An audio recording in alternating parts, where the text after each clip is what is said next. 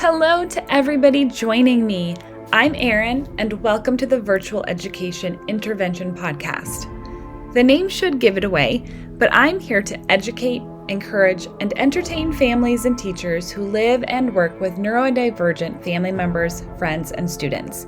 And yep, you guessed it, my primary location for education is virtual. Sometimes we all just need a little more community, and we benefit from having people in our lives who understand how we live, how we work, and what our minds are consumed with daily. We just need support and encouragement within that space. If you're here, welcome to our community.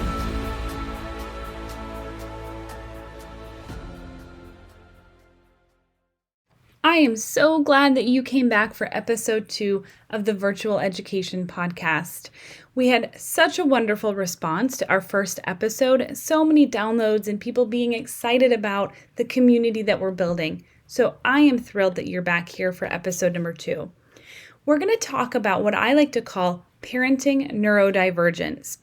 Now, I have had many people ask me what that term neurodivergent even means. And it is definitely a buzzword within the last few years in the world of special education. Language changes over time. And 40, 50 years ago, we were using other words to describe our kids with special needs and disabilities.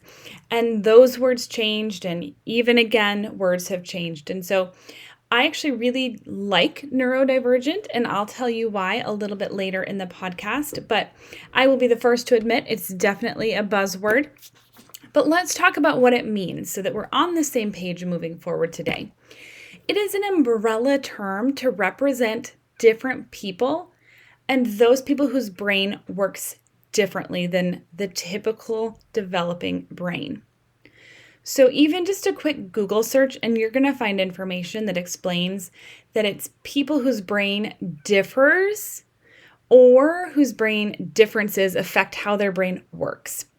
So I love to look at the way that people think from that kind of neurological perspective. Right? I'm not a science person. I'm not a medical professional. But viewing it from that lens definitely helps me understand and empathize a little bit better.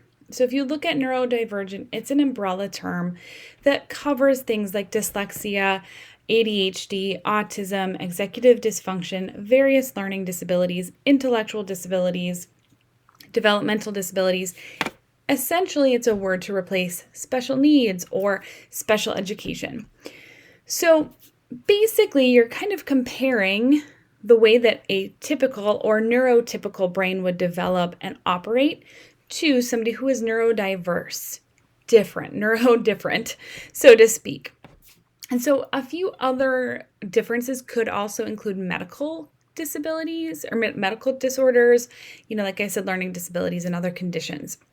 So when we're talking about parenting a child with a neurodiverse brain, that experience can run the gamut from terrifying, stressful, anxious, to joyful and being overjoyed because your child is reaching milestones.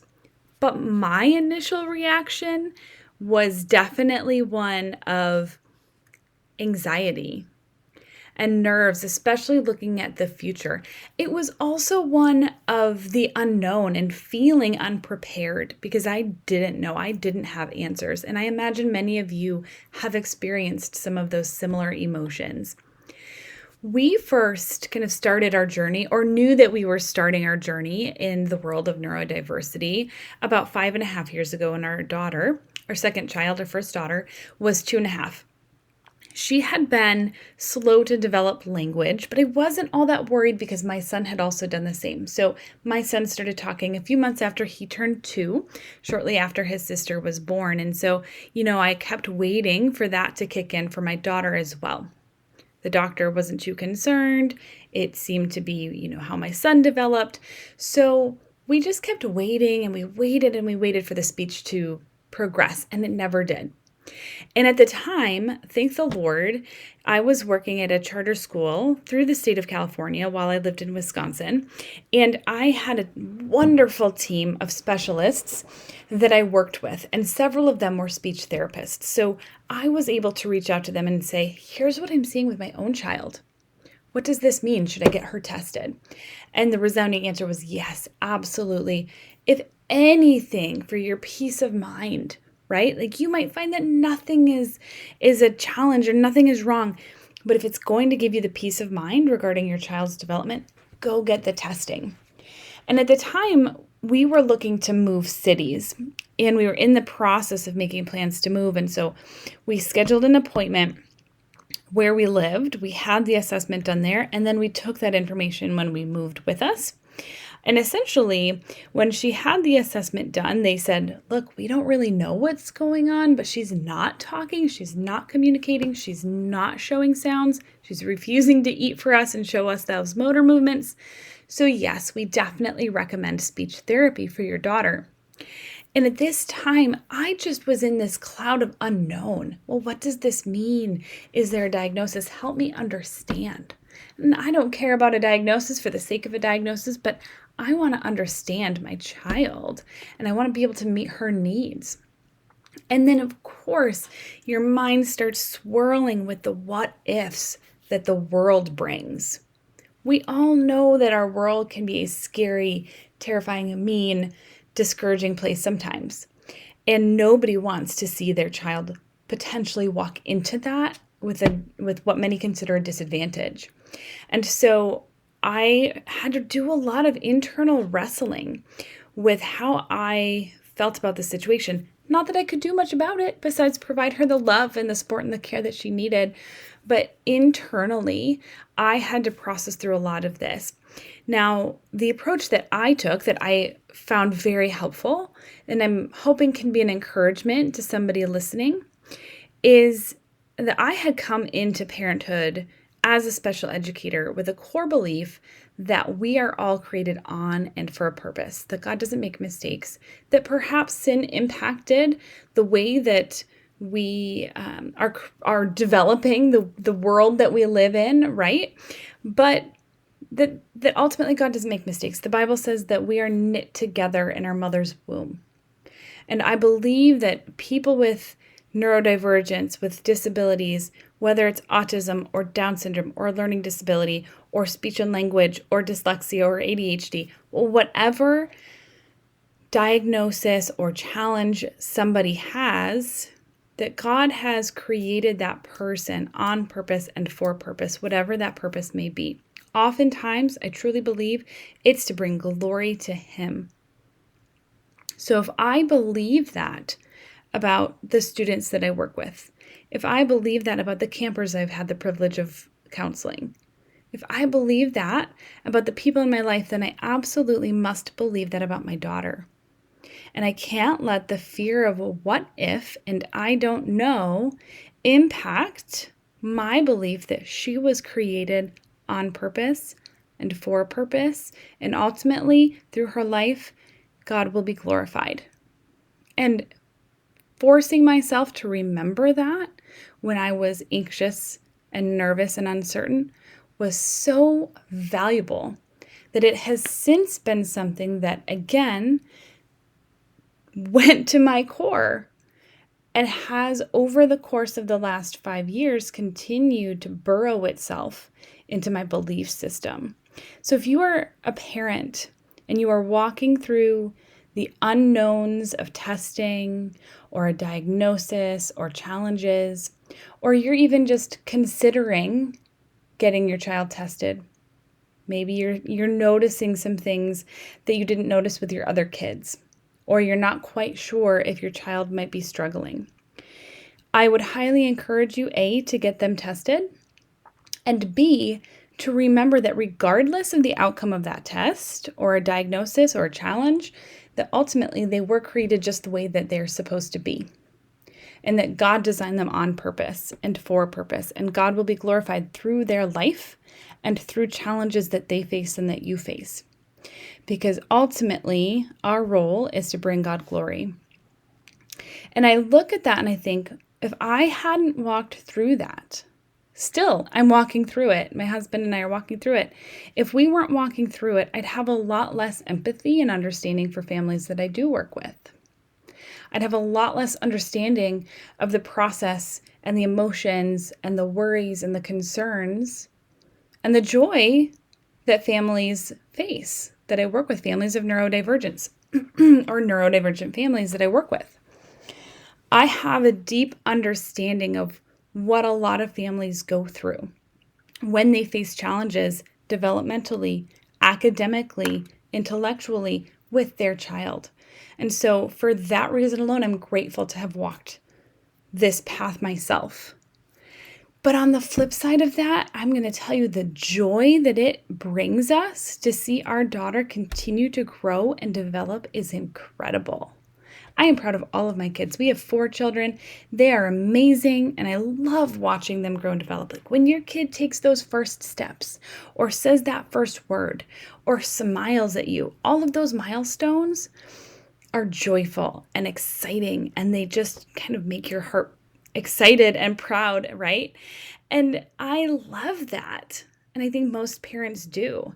And to get to see that in your child over the course of time is exciting. And so when your child has these challenges and you know the extra work that they've put in to reach this milestone, it's like incredible. So essentially from our story, what happened was when we moved to our new city, we joined the Birth to 3 program. They had a speech therapist come to our home who was incredible at helping us understand nonverbal communication and how to communicate with our daughter without language, without verbal language. And that over time, she gave us strategies and to kind of pull out that language from our daughter and those sounds. And essentially over time, her language started to develop as she worked the muscles in her mouth. So she's never received a formal diagnosis, but the general consensus from the therapists we've spoken to has been motor planning or apraxia of speech. And so essentially what that means is that her brain knows exactly what she wants to say, but the muscles in her mouth don't know how to move correctly to make those sounds. So her speech therapy has been focused on how do I correctly move my mouth and the muscles in my mouth to make the sound that I want. And 5.5 years later, our daughter is conversational. She has friends, she talks, she sings, she laughs. Now she's still working on articulation, and sometimes when she talks really fast, you really have to focus on what she's saying. She's a little bit shy sometimes, takes her a while to open up, and that's okay. Because I know that it's always forward motion, and my daughter has worked hard, and I get to celebrate the milestones she's making. We've seen challenges in a few other areas, water sensitivity or sensory concern, a little anxiety, things like that, maybe attention span things. So of course, right, Spidey radar keeps going off, and that's okay. But what we do notice is that there is always forward motion and progress, even if it's baby steps. Even if it's teeny tiny baby steps, we're making progress, and she's making progress. And her face, when she gets something and it lights her up, man, like that is the joy that we get to experience as parents, as grandparents, as family members, as educators. When our children make that next step, it is like, of course they're going to continue to make progress. Why did I ever doubt that? And to God be the glory, right? Amen. So that is the experience that my husband and I have had, continue to have with one of our children. And having worked with families of neurodivergent children from elementary school through high school and some even going to college, it is very similar. You know, they look back and they say, oh man, I remember when that was such a challenge. But now we're on the other side of that. And I tell you what, it is doable. It is possible. They will get there in their time. Now you're going to look at this and apply this to children with dyslexia. It is a long process to do reading intervention and to take the time that your kids need and to give them the tools that they need to support their dyslexia. But man alive, when they read that book, when they get to the point where they are just consistent and proud of themselves, that is the joy that you get.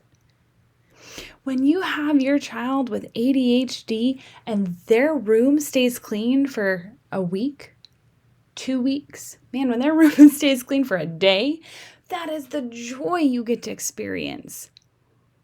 When you have students with any form of neurodivergence and they make progress, that is the joy that we get, because you know, and we know as a family and as a community of surrounding our people, that it is progress. Because even though God designed all of us on purpose and for a purpose, that doesn't mean that we don't continue to grow and learn and challenge ourselves as people, as parents, as educators, and as kids. And one of my favorite things to tell my students, regardless of a diagnosis, is I say, look, you are amazing at this. You are amazing at this. You are amazing at this. I am claiming that over you. And you can do hard things. I'm not discounting the fact that this is a challenge for your brain. For the dyslexic student, reading is a challenge for their brain. But you want to know what? You are a reader. You can be a writer. You can be a mathematician. And you can do hard things. And that is a core belief of mine as well. And I can do hard things, even I don't like it, but I can, right? My students, my kid, my daughter can do hard things. And that is something that we have to instill in our kids. And so much of our world and our society right now is based on that instant gratification, that the idea of doing something hard is like, bleh. Nobody wants to have to. And yet here we are with so many people that have challenges in their life and they have to do the hard thing. And so we need to be instilling that in our kids from a young age. There will be hard things in life. And guess what? You can do that. You can climb that mountain. You can do that hard thing. And we are here alongside of you to support you through that process. There are a few things that we have found to be really helpful through the support of our children, through the support of our students. And so I wanted to share a few resources here that have been helpful to us and that I believe will be helpful to you and your children and your classrooms, depending on their needs. So, many people know about the sensory challenges that somebody with autism or ADHD might face. You don't even have to have a diagnosis to have kind of some weird sensory icks, right? And so one of the things, or a few of the things that I really, really love are those stress ball fidgets. I don't think that's the actual name of them, but I'm not the biggest fan of fidgets in just like any fidget, but the ones that you can like squeeze can be really, really helpful. So if you have something bouncy or squeezy and your kid's kind of fidgety, right, their attention span is struggling today, a stress ball fidget can really help them just to have something to do with their hands so that their brain can focus. Many people don't realize that students with ADHD or a shorter attention span really benefit from having something to do with their hands. So if you're a teacher and you're teaching and you see an ADHD student drawing or doodling, don't stop them, because it looks like, from your perspective, it might look like they're not paying attention, right? Their mind is elsewhere because they're doodling. But the reality is they're doing that with their hands and their bodies so that their brain can focus on what you're saying. So if you have kids in your classroom or you have a student, maybe you're doing homework with your own kid and you recognize that their attention span is kind of limited, try something in their hands. Maybe you could roll up a little tape on one side of their hands, like turn the tape inside out and put it on their finger and let them roll the tape. Something like that they can do, and I'm doing it with my own hands as we talk. Something in their hands to get their brain to focus. The other thing I really like for our Wiggly kids, again, this is not the official name, but a bouncy seat cushion. So they have little seat cushions that you can put on your seat that kind of have like plastic, I'm going to call them pokies. They're not like pointy, but they're like those little round bumbles. I don't know what they're called. But they kind of keep you wanting to move your bottom and keep your wiggly kids wiggling in their seat and not wiggling around your classroom. One of my other favorite things is a kickstand. So they make these in either a desk or a band that goes around the chair. So think there's like a giant rubber band that can go around the bottom of your kid's chair and the kids can kick their feet against it.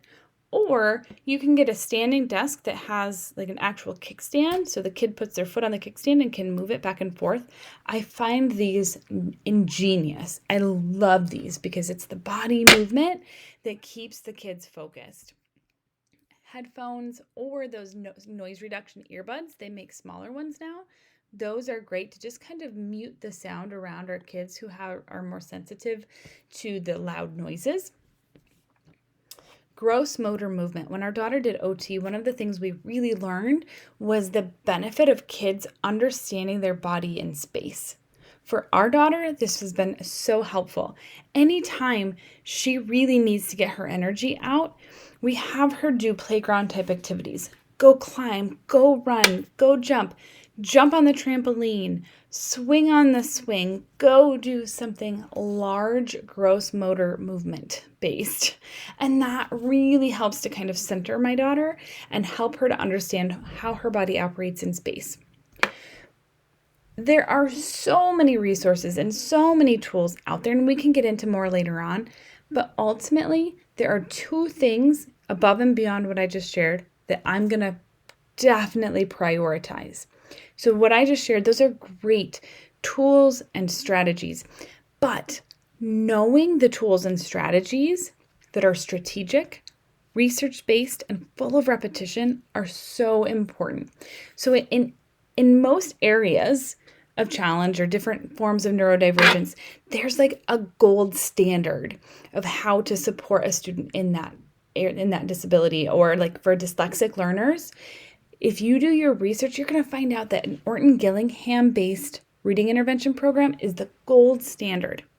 And there are several offshoots of that, different programs that have been developed that can be used in different settings, derived from Orton-Gillingham, and those are okay programs too. I'm not knocking those at all, but you want to know that whatever program you do use is at the very least based in Orton-Gillingham. There are specific strategies designed for people on the autism spectrum. And knowing what those strategies are so important because you can use those different strategies as you work with your students or your children on the spectrum. In different settings, I might choose this strategy for this scenario. I might choose this strategy for a different scenario. Executive function strategies, right? When your child is struggling with their working memory or their organization or their planning and their prioritization, there are different strategies we can pull in to support them. So if you have a child that has a form of neurodivergence and you're like, I really want you to dive into strategies on XYZ first, please let me know. I'm happy to go over, and I plan to go through Orton-Gillingham, and I plan to go through executive function and several different neurodivergence, incorporating those different strategies. But if you want me to dive into one of them first, like raise your hand, shout it from the rooftops, and let me know because I'd be happy to do an episode on it. The other thing that I think is incredibly important is to talk about a diagnosis or a challenge with your kids. Do not shy away from discussing the challenge that your child faces. They need to know so that they can learn to self-advocate. For example, if you have a child who has autism, maybe they're on the spectrum, and they grow into adulthood without knowing that they have social challenges, or maybe they don't really realize that they take everything literally and abstract concepts just go over their head, then they're going to face uncomfortable situations in adulthood more so because they don't know how to self-advocate. They don't know how to recognize that in social situations they need certain tools. They're not self-aware. Or if you have a student who has ADHD or dyslexia and they go through school not recognizing that their brain works differently, that can be a whole layer of self-esteem challenge right there. So for example, if I have ADHD and I go through school and I don't understand why all those other kids seem to be able to focus their attention and I can't, but when I get to my puzzle at night and like I can do 12 hours worth of a puzzle, there's my attention, but I can't seem to sit down and write a paragraph because my attention goes elsewhere. And I don't recognize that that's ADHD. That can be really impactful on my self-esteem. Then I just think I'm stupid or that there's something wrong with me. And so kids start to kind of look at it like this. If everybody's a horse and I can't do what horses do, then I'm a stupid horse. But what if I'm not a horse? What if I'm a zebra? Right? I'm not a stupid horse. I'm an amazing zebra. That's the difference. I need to know that I'm an amazing zebra and not a stupid horse. Parents, talk to your kids about the challenges that they face within their disability or their neurodivergence. But I will caution you to use very intentional language. Words really matter. It's the reason the language of special education has changed in the last 40, 50, 60 years so much. We need to be taking the personal worth type language out of these conversations. I don't want to say to my daughter, language is hard for you. You kind of stink at it. I'm not talking to her like that.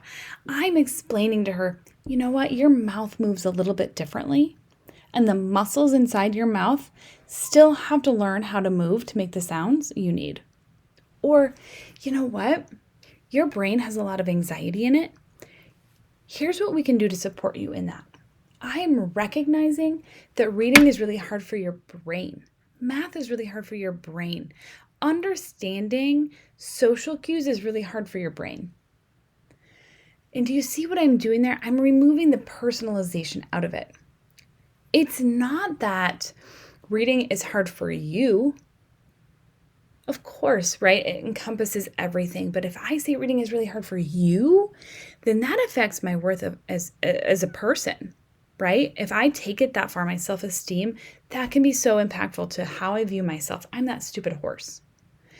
But if you can tell me, I recognize that reading is really challenging for your brain, we have strategies to help you so that it can become less difficult over time. Because we want the neurons in your brain to connect. And what that means, like a well-worn path, over time, the information can flow faster and it will become less challenging for you. Now, I'm not saying it's ever going to be super duper easy, but it will become less challenging. Just like a skill you're practicing. All of these things, math, reading, executive function, social cues, they're all skills. And guess what? Skills can be learned. They might not come as naturally to me as to other people, but they can be learned. My husband, he is an athlete. He is a musician. I'm not gifted naturally with those skills. If I picked up his bass guitar, it would not sound very good. He is a gifted musician and he puts the time in to learn, but he is naturally gifted as well. I'm not naturally gifted. For me to get to his level of playing, it would take me 3 times as long. And that's okay. It's just the way that my brain works. But can I get there? Absolutely. So we need our children to understand that their brains can work a little bit differently. And we need to be removing any of that personalization, self-doubt, negative self-talk from our children's vocabulary and from their understanding. I do not say to my dyslexic or autistic or ADHD students that anything is wrong with anything about who they are. Their brain might work a little differently. They might need specific strategies because guess what? Now my student with ADHD, they can go to their teacher and say, hey, just so you know, I'm going to be doodling during your lecture. It's just helps my brain focus so I can really pay attention to what you're saying. I have a student with dyslexia who's going to say, can I have it? Can I read this in an audiobook or can I get that in an audiobook? because I'm still really learning to read at grade level because of my dyslexia. My brain just works differently. It would really help me to understand this content if I could listen to it.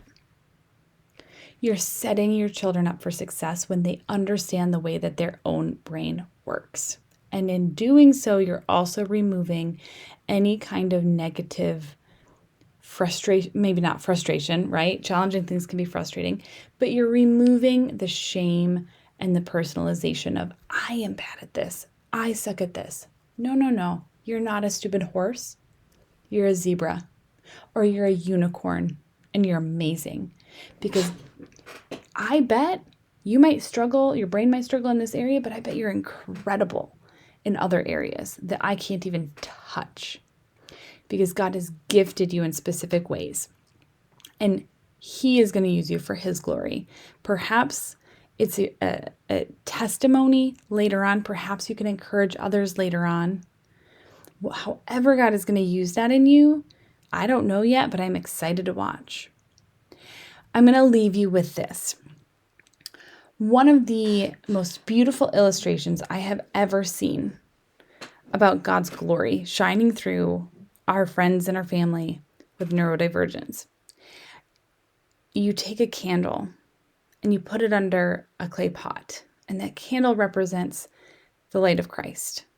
In Christ in my life, how He is my Savior, and it represents the light that I am supposed to shine to others. And you put it under a clay pot, and that clay pot is my body. Okay, a candle's not going to shine very brightly inside of a solid clay pot, but when you smash that clay pot, representing the challenges we face, the fragments of our life, some things that are falling apart around us, whether it's neurodivergence, maybe I have Down syndrome, maybe I have other challenges, or maybe I have faced challenges in my life that have broken me in some way. But when we are imperfect and we allow that to be, the light of Christ shines through so much more powerfully and brightly. And I have seen people with neurodivergence, people with disabilities, have such a greater impact on the kingdom of God for that reason. And I think that's incredibly beautiful. So while our children, while our students face these challenges, they also face so much joy. And I truly believe that many, many times they exemplify the heart of God above and beyond what I do, above and beyond what many people do. And I think that's incredible. And as parents and as educators, we get to see that. So I'm going to leave you with this. Yes, there are challenges, but also, yes, we have tools for growth, tools for support. And yes, your child and my child, our students, they were created on purpose and for a purpose, and to God be the glory.